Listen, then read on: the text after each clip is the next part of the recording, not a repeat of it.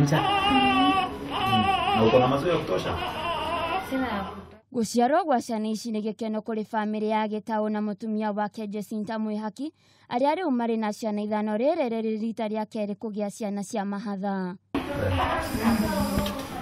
Ona kũhana oro ũguo, bamĩrĩ ĩno nĩ ĩkoretwo na ũritũ wa kũrera ciana icio, mũrigo ũyũ ũkĩonekana to gũthiĩ na mbere kũritũha makĩria, kuona matirĩ na ũhoti wa kĩmbeca wa gũtangĩkĩra ciana ici. Sina nyumba nzuri, niko na kanyumba. Juu mimi ni wa kukomboa tu nyumba. Kitanda sina, tunalala chini. Sasa nimekuwa maisha ni ngumu sana. So ningetaka tu mnisaidie ilivyowezekana na nitashukuru. Na tulikuwa tunasaidiana kulea hao wengine. Sasa ndio mimi nimekaa chini, lakini nashukuru Mungu juu ni kupenda kwake. Kũringana na Gĩtaũ ũrĩa nĩ ithe wa ciana, mbeca iria thũkũmaga o mũthenya wĩra-inĩ wake wa cibarua itingĩigana kũhũnia ciana ici. Sana kwanza nilifurahia, alafu baadaye nikashikwa na huzuni.